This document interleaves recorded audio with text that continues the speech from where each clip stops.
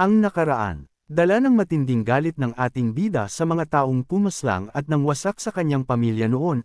Ngayong nasa harapan na niya si Desmond, talagang gigil na itong tapusin kaagad ang kalaban. Kaya lang nang ibigay na niya ang pamatay at panapos na pag-atake, doon na-activate ang lihim na pamamaraan ni Harold, dahil muling nabuhay ito, lumakas na nanganganib ngayon ang buhay ng ating bida. Pagpapatuloy, dito ay napahinto ang ating bida sa kanyang nakita sa kanyang harapan, dahil ang nag-aagaw buhay na si Desmond ngayon ay biglang naglabas ng kakaibang aura, at may kung anong apoy ngayon ang lumalabas sa kanya. Ang baon na espada ni Ghislaine sa katawan ni Harold, ay biglang hinawakan ng kanyang kalaban ng napakalakas, at dahan-dahan ngayong itong hinuhugot na para bang walang nangyari na pinsala sa katawan nito. At ayun na nga, hindi na kinailangan panghugatin ng ubo ang espada, dahil nang pigain ng puwersahan ni Harold ang sandata ng ating bida, agad itong nawasak sa purong pisikal na lakas lamang ni Harold. Dito ay gulat na gulat si Ghislaine, hindi makapaniwala sa kabila ng lahat ng pag-atake at mga pinsala na binigay niya kay Harold ngayon ay talagang nagpamalas pa uli ng isang lakas na nakakagulat.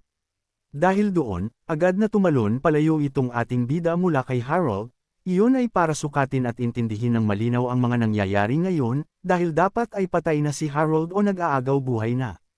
Agad na tiningnan ni Ghislaine ang kayang espada, gumamit siya ng puwersahang lakas para lang sirain ang isang espada na may nakalagay na mana. Pagtataka nito, dahil imposible na dapat iyon sa kalagayang taglay ni Harold. Kaya napatingin ito ng seryoso kay Harold, at nasabi nito, Desmond, na may pangjijihil sa kanyang mukha, dahil tatapusin na lang sana niya ito ay may alas pang nilabas si Harold. Sabi ni Ghislaine habang nakatingin sa isang ito, ang kapangyarihang iyan, sambit nito, na tandang-tanda ito ni Ghislaine sa kanyang nakaraang buhay, at ang kakaiba pa rito ay matapos niyang putulin ang braso ni Harold, ang putol na braso nito ay mahigpit na hawak ang sandata nito na mukhang kakabit pa ata pabalik sa naputol nitong parte. Dito ay nagsalita itong si Harold, sabi niya, hindi ko sana balak gamitin ang kapangyarihang ito na natanggap ko mula sa pamilya ng Delphine, dahil hindi ko gusto ang itsura nito, pero mas maigi na ito kaysa ang mamatay sa kamay mo, sabi nito sa ating bida, na Nerville na nga ang pamamaraang ito ay galing sa angkang ng Duke. Matapos sabihin ang Jemga katagang iyon, agad nang naghahanda si Harold sa gagawin nitong pagsugod, kinuha niya ang kanyang sandata, at nilaglag ang mga ilang parte ng kasuotan nito sa kanyang katawan. Heto na nga ang anyo ni Harold, parang isang cyborg, na may kung anong tatak o ilaw sa kanyang dibdib. Sabi nito, wala nang atrasan ito, iyon ay dahil ito na talaga ang pinakahuling paraan niya para ipanalo ang digmaang ito. At ayun na nga, mula sa kinatatayuan nito, bigla na lang itong napunta sa harapan ng ating bida ng napakabilis, at kahit putol na ang kaliwang braso nito na ginagamit sa pakikipaglaban, walang kahirap-hirap niya ngayong ginagamit ang kanyang isa pang kamay. Kaya lang si Ghislaine alam niya na delikado ang susunod na takbo, kaya talagang hindi rin ito pwedeng malingat ngayon o magkamali dahil nakataya na rin ang kanyang buhay rito. Ayun na nga, isang pamatay na pagwas-iwas ng espada ang pinakawalan ni Harold, at dalawang kamay ang ginamit ng ating bida na pangsaga rito habang hawak niya ang kanyang sandata, tanda na napakabigat na ngayon ng pag-atake ni Harold. Kaya lang habang nasa ere pa ang parang cyborg o alien na ito, muli na naman itong aatake ng pihitin niya paikat ang kanyang katawan, talagang nagmamadali. Itong tapusin ang ating bida. Muling umatake si Harold, bigay todo na ito, kaya lang sinabayan ito ni Ghislaine dahilan para magtama ang kanilang mga sandata na nagkalens-in din ang tunog ng mga ito. Kitang-kita ngayon ang napakatalam na tinginan ng ating bida sa kanyang kalaban, iyon ay dahil hindi na ito laban na siya lang ang gustong patayin ang kalaban niya, dahil ngayon si Harold ay talagang papatayin na rin ang ating bida. Ayun na nga, pilit na sinasabayan ngayon ni Ghislaine ang lakas na pinapakita ni Harold, kahit ibang anyo na ang lakas ng kalaban.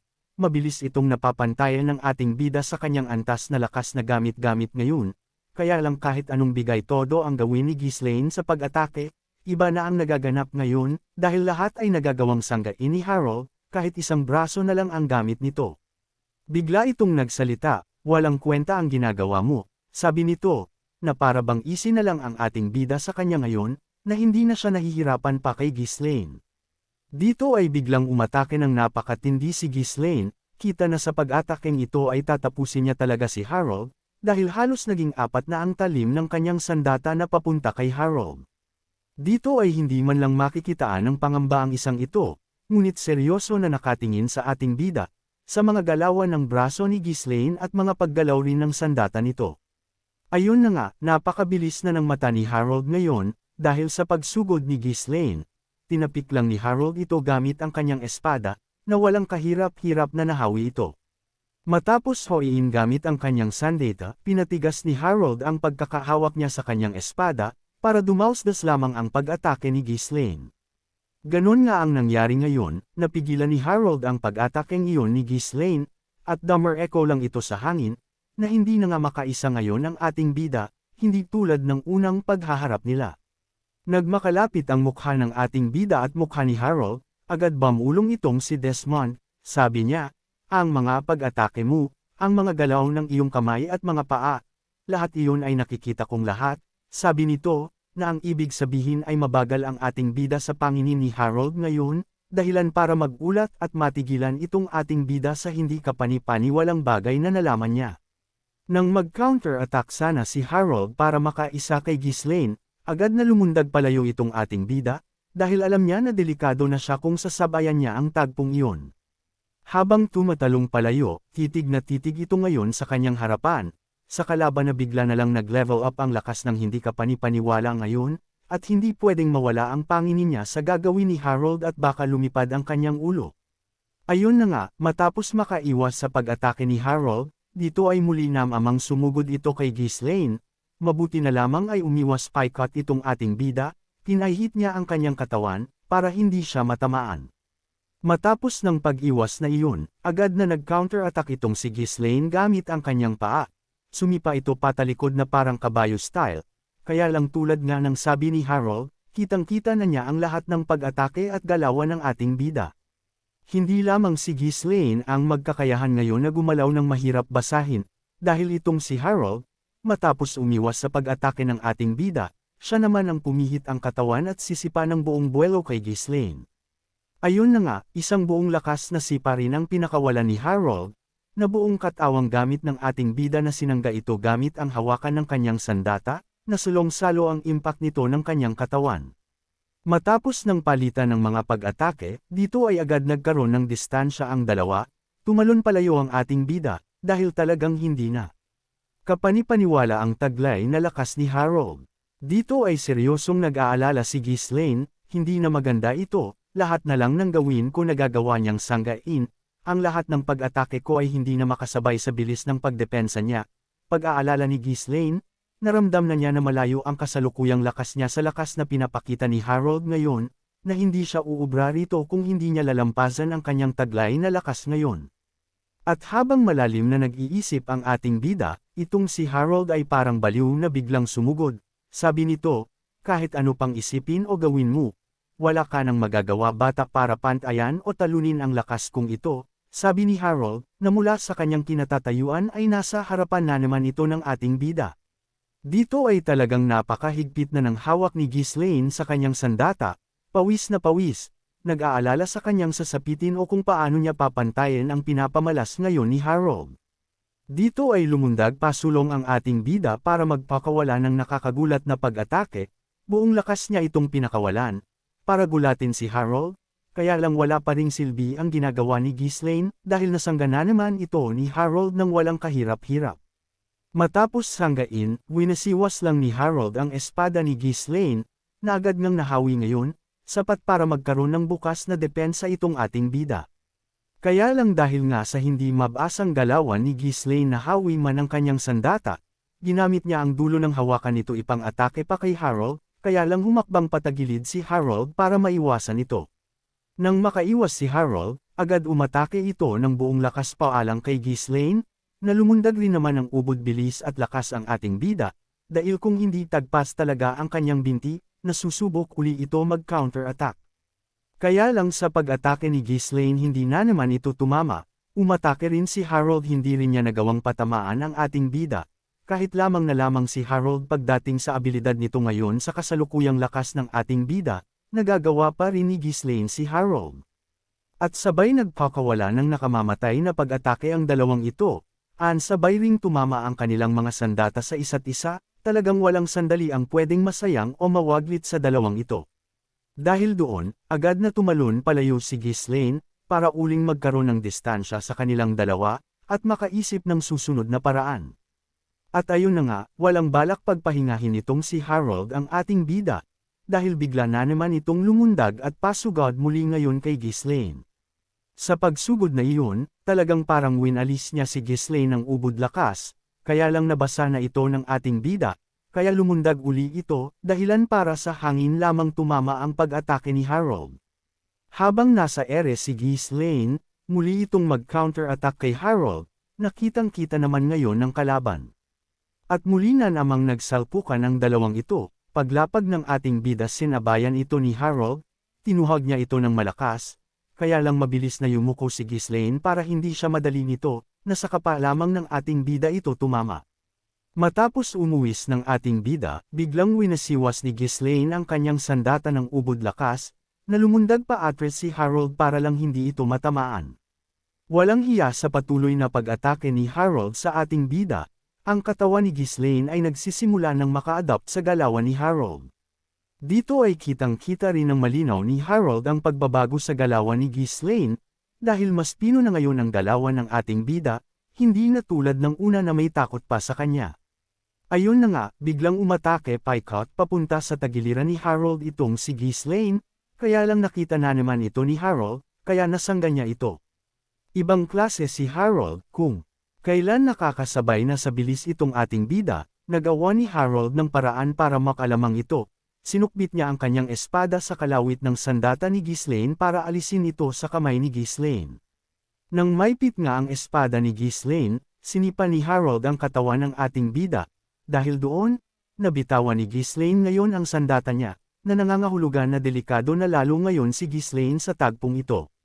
Ayun na nga, sa lakas ng sipang iyon, talsak palayo ang ating bida, na ang kanyang espada ay naiwan banda sa kinaroroonan ni Harold, paktay ngayon si Ghislaine kung wala itong mahahawakan na sandata. Sa lakas ng sipa na iyon ni Harold, itong ating bida ay talagang napabuga ng dugo, tanda na talagang nadali siya ni Harold sa sagupaan na iyon. Matapos noon, ay biglang napunta na naman ang isang ito sa harapan ng ating bida, na para bang may flicker ito, at pakakawalan ang last hit nito kay Ghislaine. Sabi nito, dito na magtatapos ang swerte mo Ghislaine per diem, sambit nito na nakataas na ang kanyang espada, at buong lakas na hahatiin ang ating bida. Sa malayo, sa kinaroroonan ng mga kasamahan ng ating bida, itong ama nito na si Swalter ay talagang nilamog ang katawan, at pinagpawisan na nag-aalala sa buhay ng kanyang anak. Si Claudine ay takot na takot ngayon sa kanyang nakikita, dahil alam niya na katapusan na ng kanyang mahusay na kamahalan. Agad ring napalingon itong si Kaur sa kinaroroonan ng ating bida, dahil nakita niya na nasa delikadong sitwasyon si Ghislaine, na hindi niya gusto ang kanyang nakikita ngayon. Ganon rin itong si Lucas, pinapawisan na ito sa kanyang nakikita ngayon, dahil ang nilalang na tumalo sa kanya ay matatalo ng iba, at hindi ito maaaring mangyari. Dahil doon, isang bagay lang ang sumagi sa isipan ni Lucas, dito ay nasa kanyang likuran ang espada na parang pamilyar. Mukhang ito ang espada na madalas gamitin ni Ghislaine, dahil sibat ang pangunahing sandata ni Lucas, at hindi espada, hinugot niya ito. Matapos noon ay walang ano-ano'y inihagis niya kaagad ito patungo sa isang direksyon, na para bang automatikong nakakonekte siya sa ating bida. Ayun na nga, ilang segundo na lamang ay pababa na ang talam ng espada ni Harold sa katawan ni Ghislaine, pero ang kamay ng ating bida ay nakataas ngayon, at nakabuka, tanda na inaante nito ang espada mula kay Lucas, na talagang konektado siya sa kanyang mga tauhan. At isang napakalakas na pagsabog ng puwersa ang kumawala sa lugar na ito, hindi makita ngayon si Harold at si Ghislaine, hindi rin malaman kung tinamaan ba ang ating bida ni Harold, o nagawang mas alo ng ating bida ang espada mula kay Lucas. Sa kabilang banda naman, sa lugar kung saan naruroon ang lalaking ito at si Joseph, sabi nito, ang pinaka nag-aalala ako ay ang pakawalan ni Harold ang kapangyarihan na iyon sa huli, ang tinutukoy nito ay ang gamit-gamit na nga ngayon ni Harold para patayin ang ating bida. Sabi naman ng isang ito, sabi nito, ang ibig mo bang sabihin ang kapangyarihan na makukuha lang matapos ng isang kasunduan sa angkan ng Duke? Tanong nito ng seryoso, na hindi malinaw rito kung saan ba talaga nagmula ang ganong kakaibang kapangyarihan, kung saan ito nakuha ng angkan ng Duke. Dito muling nagsalita ang kabalyerong ito, sabi niya, kahit na hindi pa kumpleto ang pamamaraan ng mana cultivation na nakuha niya, ang epekto pere noon ay sapat na para patayin si Ghislaine, dahil ang kapangyarihang taglay noon ay binibigyan ng lakas ang sinuman na patuloy na lampasan ang kanyang limitasyon. Sabi naman ni Joseph, kung gagamitin nga ni Harold ang kapangyarihang iyon, alam na ang resulta. Sabi naman ng kabalyero nito sa likuran, mahihirapan si Ghislaine na harapin ang labang iyon.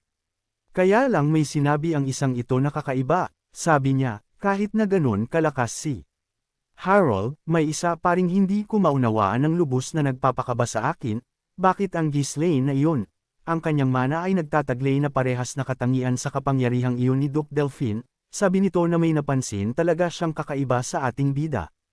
Ayun na nga, kahit nakaisa si Harold kay Ghislaine na maalis nito ang espada ng ating bida, hindi kinabahan si Ghislaine, dahil alam niya na hindi siya mamamatay, dahil dito nga ay hawak-hawak niya ngayon ang espada na mula kay Lucas at nasangga ang pag-atakeng ito ni Harold, na naiinis ngayon. Paano niya nagawang sanggain ito? Iba na ang taglay kong lakas, at buong puwersa ko ang pinakawalan ko sa pag-atakeng ito para lang siguraduhing patayin siya, pero heto nasangga pa rin niya, pagtataka nito. Sabi ni Ghislaine, isang kamanghamanghang lakas, kahit binuksan ko na ang aking 3 core, hindi peren kayang sumabay sa taglay na lakas mo ngayon, noong pinatay kita noon, hinati kita sa iyong buwan, kaya hindi ko ito napansin noon, sabi ni Ghislaine na naghahabol ng hininga ngayon. Sabi pa ng ating bida, may na-encounter na rin ako noon na katulad ng kapangyarihang nilalabas mo ngayon, iyon ay si Vanessa, na nagwawala sa parehas na mana cultivation na gamit-gamit ngayon ni Harold. Dito ay unti-unti nang nauunawaan ni Ghislaine kung saan nakuha ni Vanessa ang pamamaraan niya, na mula rin pala itong kay Duke Delphine. Sabi pa ng ating bida, marami pa akong mga kalaban na higit na mas malakas kaysa sa iyo, kung hindi pa sapat ang kasalukuyan kong lakas ngayon, kailangan kong higaitan ang taglay kong lakas ngayon, sabi nito, na ang simbolo sa dibdib ng ating bida na kahawig nga ng simbolo sa dibdib ni Harold ay nagliliwanag na ngayon na kulay ginto. Lalampasan ko ngayon ang aking kasalikuyang lakas, sabi nito, na ang kulay violet na mana core ng ating bida ay naging kulay ginto na, pero hindi ito naging parang zombie na katulad ni Harold. Tanda na talagang mas maayos at mas malinaw na nagagamit ni Ghislaine ang lakas na ito kaysa kay Harold. Biglang pinitik ni Ghislaine ang espada niya sa harapan ni Harold, dahil doon, agad na patalon palayo itong si Harold, kasabay na may kung anong mga particles ang nagliparan sa taas. Sabi ni Ghislaine, ang katangian ng mana na nilabas mo gamit ang pamamaraan mong iyan ay may hawig na katulad ng sa akin, sabi nito kay Harold. At ang mga mana particles na ito na naglabasan sa taas ay biglang nagkaroon ng matinding pressure na hinihigop sa isang direksyon ngayon. Ayun na nga, ang mga mana particles na iyon ay naglalakbay patungo rito sa ating bida na nakapikit ngayon na maglalabas ngayon ng isang lakas o pamamaraan na ikagugulat ng lahat. Ang ginagawa ngayon ni Ghislaine ay gagawa ito ng isang panibagong mana core sa kanyang katawan, isang mas malaking lalagyan para hawakan o kunin ang mana ng mundo. Ang ginagawa ngayon ng ating bida ay isang uri ng abilidad ng mana cultivation na wala pang sinuman sa mundong ito ang gumagawa, na ngayon ay isisilang na mula sa katawan ng ating bida, isang lalakas na magpapabago ng kwento ng mga kabalyero. At ayun na nga, nabuksan na ang ika-4 na mana core ng ating bida, at may malaking malabintong aura ang nakapalibot ngayon sa kanyang katawan, kasabay ng mga mana core na nagbukasan sa katawan ng ating bida, nakitang-kita ngayon ni Harold ang isang hindi nakakapaniwalang pangyayari. Ano ito? Imposible iyan, sabi nito. Na pawis sa panlalamog ang katawan ni Harold, dahil muli na namang babaliktarin ng ating bida ang huling alas niya ngayon, isang lakas na talagang nakakatakot. Dito ay mas lalong nilamog ang isang ito, at tuloy-tuloy na ang pawis na lumalabas sa ulo nito.